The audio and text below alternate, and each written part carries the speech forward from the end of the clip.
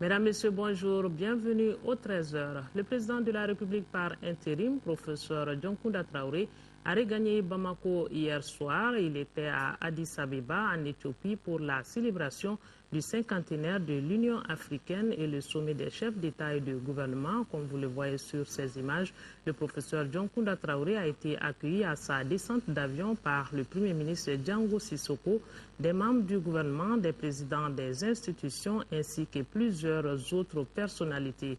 Voilà donc le président de la République de retour d'Éthiopie où il a pris part au sommet des chefs d'État et de gouvernement. Le président qui est donc salué ici par les membres du gouvernement, les présidents des institutions ainsi que plusieurs autres personnalités. Nous y reviendrons plus en détail sur les conclusions de ce sommet dans nos éditions du soir avec notre envoyé spécial Omar Moussa Traoré.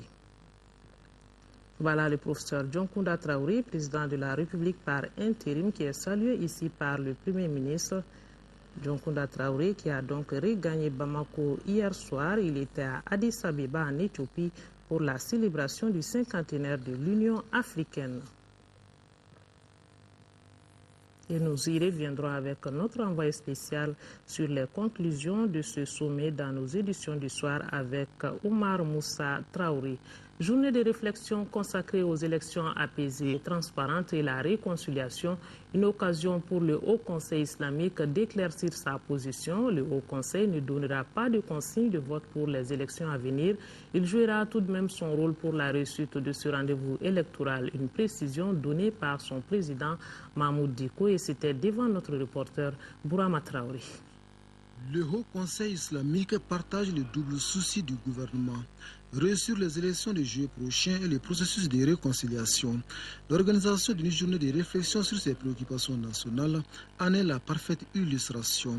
L'enjeu est d'inviter les musulmans à s'impliquer fortement dans la recherche de solutions à la crise multiforme. Profitons encore pour appeler tous nos concitoyens à aller vers la réconciliation de cœur et des esprits. Et ensuite, se donner la main pour relever ce défi que de réussir ces élections.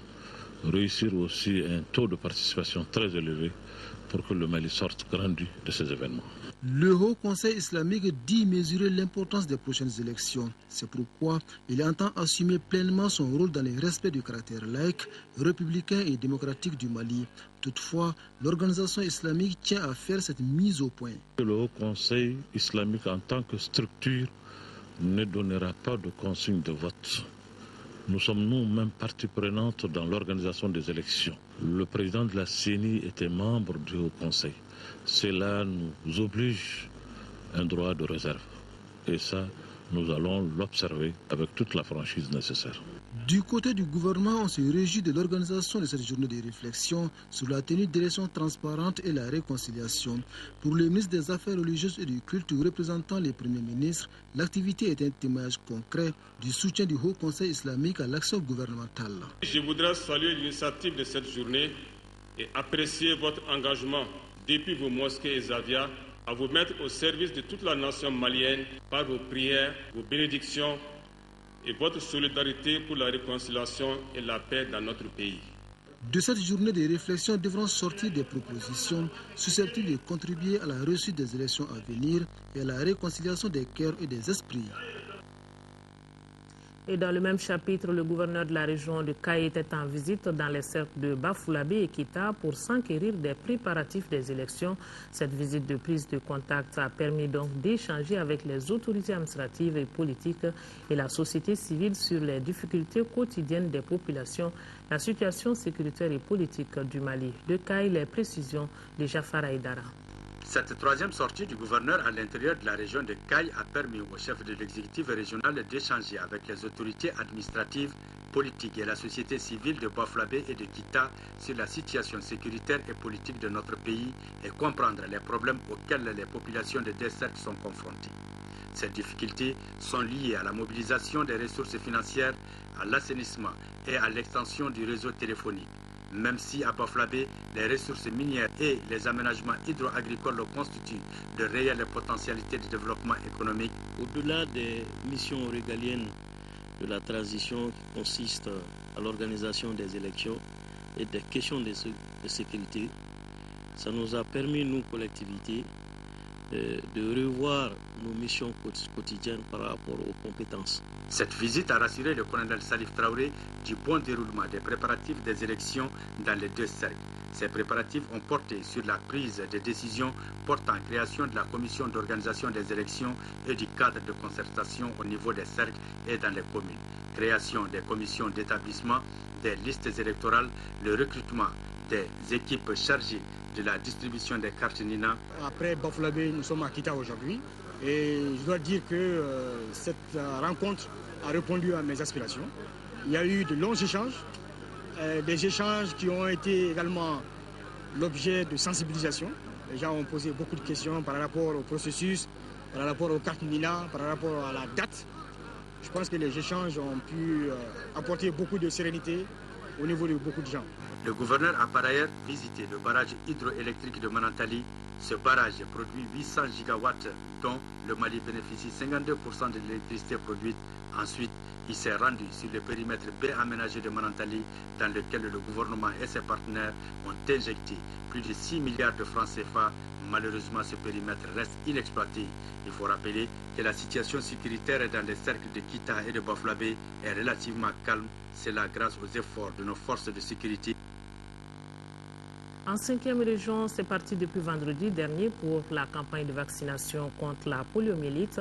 L'opération est couplée à l'administration de la vitamine A et au déparasitage à l'albendazole. La campagne concerne les enfants de 0 à 59 mois et les femmes en postpartum immédiat. Le coût global de l'opération est estimé à 124 millions de francs CFA. Là-dessus, le point c'est avec Moustapha Doumbia. Cette campagne de vaccination contre la poliomyélite vise à toucher 844 412 enfants de 0 à 59 mois de la région de Mopti. Elle est couplée à l'administration de la vitamine A et de l'albendazole.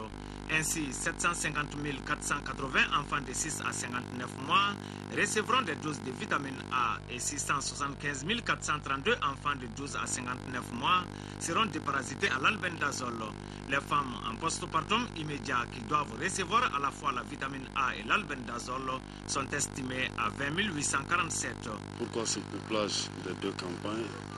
Il s'agit là d'une stratégie qui a montré ses preuves en termes d'efficacité, en termes d'efficience. Il s'avère qu'à travers la stratégie porte à porte, qui est couramment utilisée lors des journées nationales de vaccination, ça nous permettra pendant cette campagne de couvrir le maximum de femmes en postpartum immédiat et d'enfants pour le déparasitage et pour l'administration de la vitamine A. Et en termes de coût-efficacité, ça s'avère moins coûteux. Pour la réussite de cette campagne de vaccination contre la poliomyélite, couplée à l'administration de la vitamine A et au déparasitage à l'albendazole, il est mobilisé 6 351 vaccinateurs et 367 superviseurs. Le coût de l'opération est d'environ 124 millions de francs CFA, financé par l'OMS, l'UNICEF, Helen Keller International et l'État malien. L'Union des jeunes de Sénou, préoccupée par les problèmes de santé de leur localité, elle vient donc d'organiser 2 jours de consultation gratuite pour toutes maladies confondues. L'opération a mobilisé une quinzaine de médecins qui ont consulté et dispensé des soins à des centaines de patients. C'est ce que nous dit Nouhoum Sissoko. L'Union des jeunes de Sénou est un regroupement d'une trentaine d'associations de jeunes. Par le volet santé de ses activités, elle veut rendre la population mieux apte à faire face aux défis du développement. Il s'agit de permettre à une frange importante de ceux qui souffrent de recouvrer leur santé. Sénou, c'est un quartier un peu périphérique. Les moyens nous manquent. Beaucoup ont des mal, mais pas de moyens pour leurs citoyens. Donc c'est pour cela qu'on a initié ça, pour venir à l'aide de la population. C'est une population en quête de santé qui a pris d'assaut 2 jours durant le CESCOM de Sénou. Très nombreux, les patients fort déterminés à saisir cette occasion ont fait preuve de patience. Pour ce premier jour de l'activité, l'équipe médicale composée d'une quinzaine de médecins a examiné et soigné 376 malades. Je suis consulté, moi je suis bien content et puis ma fille. J'ai eu des médicaments vraiment. Je n'ai pas donné à 0 francs, il m'a donné des médicaments moi-même et puis ma fille. Ces consultations gratuites ont été possibles grâce à l'appui d'une bonne volonté qui a pour nom Bassala Haïdra. Le volet santé consistait à faire une journée de consultation médicale gratuite en faveur de la population avec don de médicaments. Tout ce que nous faisons, c'est vraiment d'aider la population. C'est dans le cadre du développement de ces nous, à travers des actions citoyennes, des actions communautaires et humanitaires. Aussi, une équipe mobile d'Enda Tiers-Monde a observé sur les lieux une 60aine d'enfants avant de leur dispenser des soins appropriés. Et santé toujours, cette fois-ci nous parlons de remise de dons à l'hôpital Gabriel Touré. Vous allez le voir sur ces images.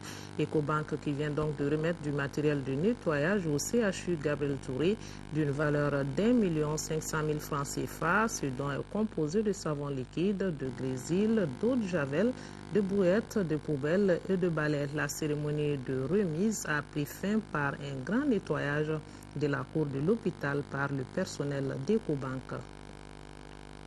Voilà donc la remise de dons à l'hôpital Gabriel Touré par Ecobank. Ecobank qui vient de remettre du matériel de nettoyage au CHU Gabriel Touré d'une valeur d'1,5 million francs CFA. Levée de fonds destinée aux mamans veuves militaires, c'était samedi à l'hôtel Radisson Blu, une initiative d'Ozam Graf, de la Jeune Chambre internationale Bamako et du Rotarac. Cette soirée s'inscrivait dans le cadre de la célébration de la fête nationale des mères. Adama Kodjo est allé voir. Le consortium Ozam Graf, Jeune Chambre internationale Bamako et Rotarac veulent soulager la souffrance des mamans veuves de militaires. C'est pourquoi il a initié cette soirée de levée de fonds. Les fonds collectés et destinés aux mamans veuves de militaires seront remis jeudi prochain au service social des armées. Presque tous les membres qui sont sur place ont contribué en une partie. Donc on peut dire que l'objectif a été atteint. Comme nous traversons un moment difficile, donc on a voulu cadrer cet événement à soutenir moralement les mamans veuves militaires. L'événement intervient dans le cadre de la célébration de la fête nationale des mères qui est à sa première édition au Mali. L'événement aussi, comme on le dit, c'est pour casser la barrière qui existe entre les mamans et leurs enfants. Il y a certains enfants qui ne respectent pas du tout leur maman et le lien qui existe entre eux est complètement délaissé. Donc on profite de cet événement Fête nationale des mères à inciter ces jeunes à retourner voir leur maman et à leur prouver l'amour profond qu'ils cachent en eux. Hymne national, projection sur les difficultés des mamans veuves, récits de poèmes et autres prestations artistiques ont marqué les activités de la soirée. Et nous en venons au grand format de cette édition. Les dimanches à Bamako, c'est la ruée vers le marché du Dabanani. Dimanche est devenu jour de vente et d'échange d'oiseaux appelés volailles à fortune. On trouve sur place des poulets de chair, pigeons, dindes et autres canards.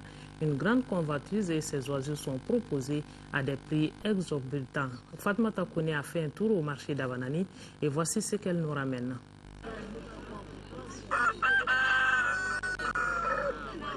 Cocorico un dimanche en pleine journée pour ce coq de chair, une espèce appelée Brahma. Cela se passe dans le marché de dimanche ou le marché d'oiseaux. L'espèce Brahma peut être vendue comme tout autre oiseau dans le marché ou échangée entre éleveurs de volailles à fortune. Ils sont de nos jours des milliers de personnes à se retrouver dans cet espace devenu un grand marché d'oiseaux à fortune. Autrefois, quelques élèves résidant à Bozola et ses environnants, des passionnés d'oiseaux s'y retrouvaient tous les dimanches pour échanger des oiseaux de basse-cour. Ce petit négoce se passait parallèlement au commerce des poules. Et le phénomène a aussitôt pris de l'ampleur.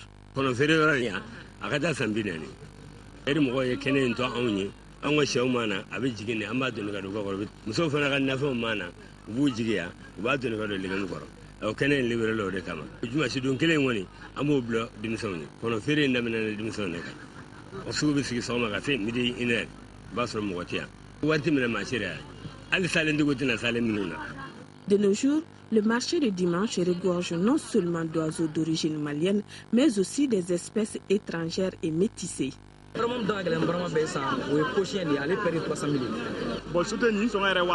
pigeon mondain, 150 000 à 110 000. Les plus prisés sont les poussins pour poulet de chair, la dinde pondeuse et le pigeon aimé pour sa beauté. Bref, chaque oiseau est apprécié en fonction de ses spécificités pratiques et utilitaires. sugu fila de dɔ ye couleur de chair o fana couleur bɛ ta mais ani nin tɛ kelen couleur de chair an b'o di 200 mais nin ko gɛlɛn nin bɛ di 40 nana waati de chair nin ka sata ka taa sumaya man d'a ye nin kɔni waati de a mara kuma ɲuman ye. u b'a fɔ a ma ponde parce que i mana fan o fan sɔrɔ k'a bila jukɔrɔ a bugulen bɛ to a kan a tɛ wuli ka bɔ fan fo fan ninnu ka tɔɔrɔ. Activité fructueuse et passionnante, l'élevage de volailles permet aux élèves, retraités et chômeurs de se faire une place au soleil. J'ai eu un travail à la Banque centrale, j'ai arrêté l'élevage, je le reprends de plus belle. Dieu merci, ça peut assurer la retraite d'une personne.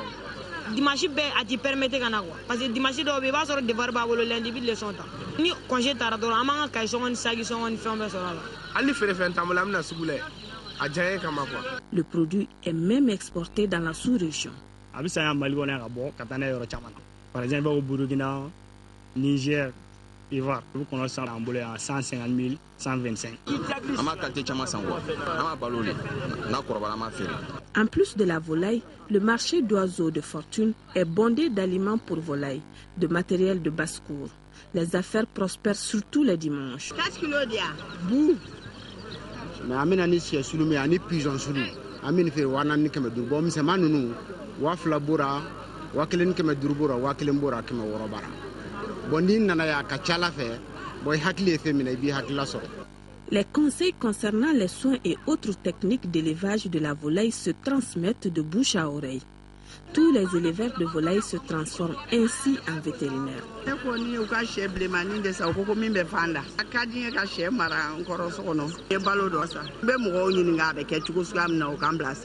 Contrairement à cette façon de faire, il est recommandé de consulter un spécialiste en vue de se prémunir contre les risques et les dangers liés à l'activité. Mais dire qu'on fait l'élevage dans la concession, dans la famille, ce n'est pas du tout recommandé.